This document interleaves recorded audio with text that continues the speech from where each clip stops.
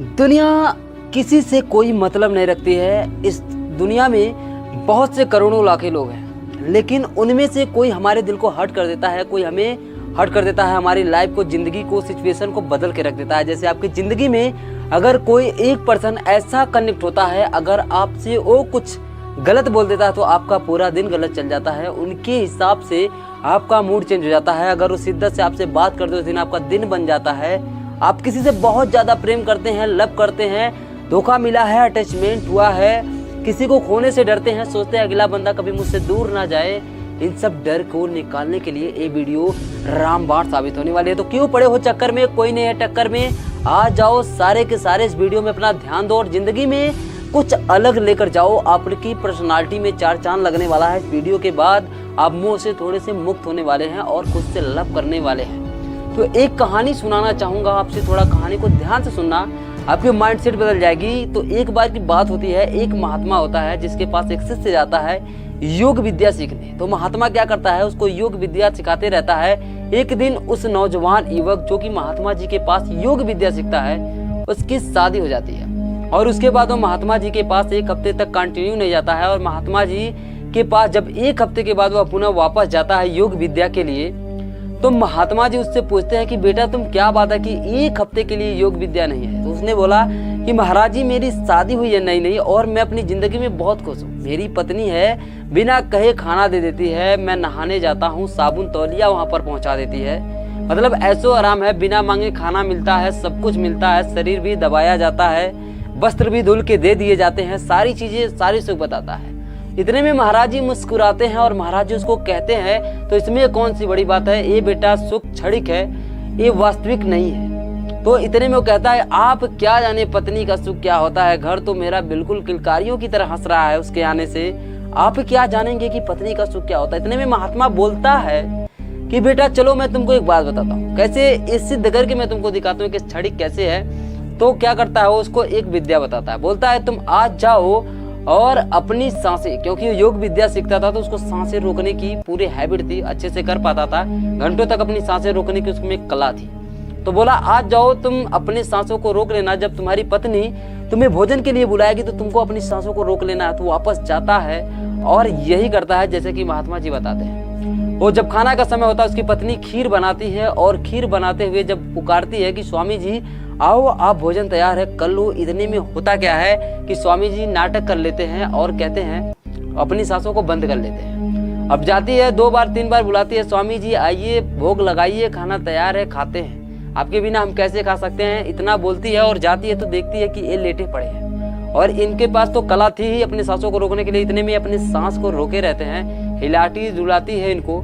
उसके बाद उसके मन में विचार आता है कि लग रहा है खत्म हो गए। फिर क्या करती है, थोड़ा सा चिंतित होती है, उसके हाथ पैर गर्म पड़ने लगते हैं उस महिला की और अपने पति को समझ लेती है कि दुनिया से अलविदा कह चुके हैं। उसके बाद अपने दिमाग में सोचती है कि क्यों ना, ये तो मरी गए हैं और अभी संध्या का समय है, कल दोपहर तक मुझे रोना पड़ेगा इनके लिए, तो मैं खाली पेट क्यों रहूं, ये गए तो गए, मैं तो चलती हूँ अपना भोजन करती हूँ। तो जो खीर बनाई थी वो खाती है अच्छे से, 2-3 कटोरा खा करके फिर इनको क्या करती है, इनको जाके फिर से इनके पास बैठ के रोना शुरू करती है और गांव वाले मोहल्ले वाले सभी एकत्रित हो जाते हैं। माँ बाप भी बहुत दुखी होते हैं, रोने लगते हैं कि बेटे को क्या हो गया। बीच बीच में वो कभी सांसें ले लिया करता था, लेकिन ज्यादातर टाइम रोक के रखता था ताकि लोगों को पता चले कि वो मृत हो चुका है। अब इतने में क्या होता है कि सारे गाँव वाले जब एकत्रित हो जाते हैं, सवेरा होता है, सवेरे में क्या होता है कि उसकी अर्थी तैयार की जाती है, उसको ले जाने के लिए तैयारी होती है।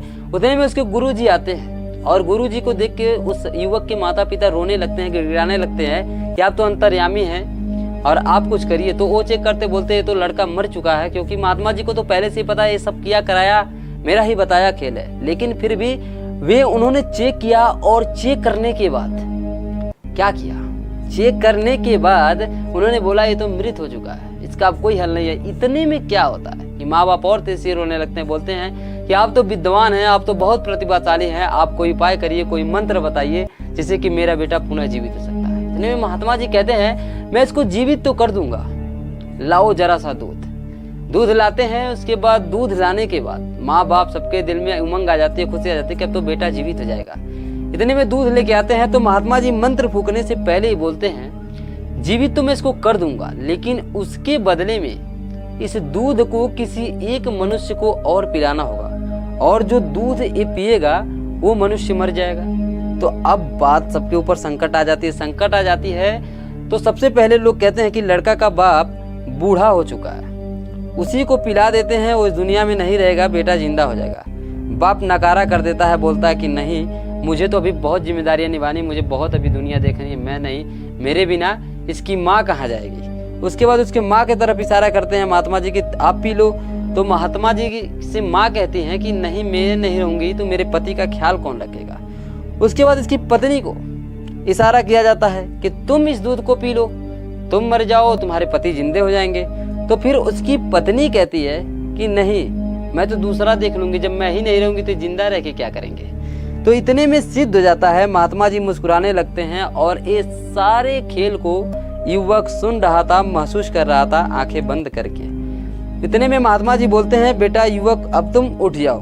बेटा उठता है, सारे लोग आश्चर्यचकित हो जाते हैं और महात्मा जी कहते हैं, अब तुम बताओ कि कौन तुम्हारा है। इतने में बोलता है, महात्मा जी को प्रणाम करता है, बोलता है कि महात्मा जी आपने मेरी आंखें खोल दी, हकीकत में इस दुनिया में कोई अपना नहीं होता है। जब बात आती है जान पे, जितने भी लोग कहते हैं कि हम आपके लिए जान दे देंगे, प्राण दे देंगे, वास्तव में ऐसा कुछ होता नहीं है। तो अब चलो अपने टॉपिक पर आते हैं। मैंने भी एक रिसर्च किया, आपको सिखाते हैं, आप इस कहानी से यही सीखेंगे कि हकीकत में दुनिया में अपना कोई नहीं होता है। चलो इसको और प्रूव करते हैं रियल लाइफ में जा करके। वीडियो थोड़ी लंबी हो सकती है लेकिन ध्यान से सुनना। मैंने एक बार अपने व्हाट्सएप पे रिसर्च करा, मेरे व्हाट्सएप में 200 कॉन्टेक्ट हैं, लेकिन 200 कॉन्टेक्ट में जब मैंने रिसर्च किया, 15 दिन के लिए व्हाट्सएप बंद कर दिया, ना स्टेटस सीन, ना स्टेटस लगाना, ना ही व्हाट्सएप पे ऑनलाइन जाना। लेकिन उसके बाद 15 दिनों में कोई भी एक एसएमएस तक नहीं किया कि भाई तुम कहाँ हो, क्यों नहीं हो, क्यों एक्टिव नहीं हो, किसी को कोई मतलब नहीं। 250-500 नंबर में 1-2 ही कॉन्टेक्ट ऐसा होता है जो आपसे लिंक होते हैं, जो आपसे आपका हाल चाल पूछते हैं, आप कैसे वास्तव में पूछते हैं। आज तक यहाँ दुनिया में लोग आपकी फोटो को, आपकी पोस्ट को लाइक कमेंट इसलिए करते हैं, आपकी बर्थडे वाली पिक अपने स्टेटस में इसलिए लगाते हैं ताकि आप भी उनके स्टेटस में लगाओ, उनकी फोटो अपने स्टेटस में लगाओ, उनको भी बदले में लाइक दो, कमेंट दो, सपोर्ट टू सपोर्ट खेलो। या दिल से कोई प्यार नहीं करता, आप थूक वाली सेल्फी भी लगा दोगे तो वेरी नाइस लिखा जाता है, लेकिन हकीकत में आपका वहाँ पे मजाक उड़ाया जाता है। आपको क्या नहीं लगती, आप दुनिया की सबसे गंदी सेल्फी लिखकर आप अच्छा कैप्शन डाल के फेसबुक पे डाल दीजिए, आपको कोई बैड कमेंट मिलने वाला नहीं है, आपको खूबसूरत कमेंट मिलेगा, जबकि आपको लगेगा कि ये भद्दी चीजें हैं। तो यहाँ सब सपोर्ट टू सपोर्ट खेलते हैं, अगले के साथ मैं नहीं करूंगा। यहाँ रिश्तेदारों के यहाँ लोग जाते हैं इसलिए ताकि मैं नहीं जाऊंगा तो वो नहीं आएंगे, उनको अगर मैं कुछ भेंट नहीं दूंगा, गिफ्ट नहीं दूंगा तो वो अगले टाइम में मुझे नहीं देंगे, इसलिए ये चीजें होती है। कोई दिल से नहीं निभाता है, सब कुर्रम पूरा किया जा रहा है। तो किसी को इस दुनिया में किसी से कोई मतलब नहीं है, यहाँ तक कि आपकी गर्लफ्रेंड भी आपको छोड़ देगी उस टाइम पर जब आप नाकारे साबित हो जाओगे। आपको जिसको लगता है कि दुनिया में वो इंसान आपको सबसे ज्यादा प्यार करता है, मैं गारंटी देता हूँ आप उससे जाओ, उसके साथ एक प्रैक्टिकल छोटा सा कर लो, अपने आप को नकारा साबित कर दो उसके सामने, फिर देखो आपसे कितना लव दिखाता है। जैसे ही आपसे कोई क्वालिटेड पर्सन मिलेगा, आपकी वैल्यू वहाँ पे डिस्क्रीज हो जाएगी। कलयुग अभी चरम सीमा पर नहीं है, आने वाले कलयुग में यही सब होगा। कलयुग के बारे में आपको जान के होश उड़ जाएंगे, कलयुग का अंत बहुत भयानक होने वाला है। तो कलयुग का असर अभी से दिखना शुरू हो गया है, महिलाएं अभी से उसी के कब्जे में है जिसके पास बल है और धन है। अभी भी थोड़ी बहुत इंसानियत है, तो हम लोग अभी बहुत भाग्यवान हैं कि कलयुग के चरम सीमा पर नहीं है, नहीं वरना जीवन जीना तो बात ही छोड़ दीजिए, पृथ्वी पर जीवन ही संभव नहीं है। तो मेरे कहने का मतलब इस वीडियो का पर्पस क्या निकला कि किसी की बातों से क्यों दुखी होना, किसी की चीज़ों से क्यों दुखी होना, क्यों इतना अपने आप को दर्द देना, क्यों तड़पाना, किसी प्यार में धोखा पाने से क्या होता। कोई भी चीज़ दुनिया में परमानेंट नहीं है, एवरीथिंग इज टेम्परेरी, सब कुछ टेम्परेरी है। जो आया है उसे जाना है, चाहे रिश्ता हो या रियल लाइफ में हो, चाहे फिल्म हो, कोई भी चीज़ हो। जो आपकी ज़िंदगी में आज तक आया है वो गया है। आज तक जितने भी टीचर आपको पढ़ाए वो सब अपने के आपके टीचर ज़िंदगी से निकल गए। अभी आपकी ज़िंदगी में कोई और टीचर आया है, वो पढ़ा रहा है, कल को वो भी निकल जाएगा। कल जो आप सीखे थे वो भी आपकी ज़िंदगी से गया, आगे जो सीखेंगे वो भी आपकी ज़िंदगी से जाएगा। आज माँ बाप है, कल नहीं रहेंगे, आज भाई है, कल नहीं रहेगा, आज आप हैं, कल आप भी नहीं रहेंगे। तो इस दुनिया में nothing is permanent, everything is temporary, सब कुछ टेम्परेरी है यहाँ पे। तो किसी भी चीज़ों का गम मत करो, जिंदगी में बस ये फोकस करो कि अपनी खुशी किसमें है।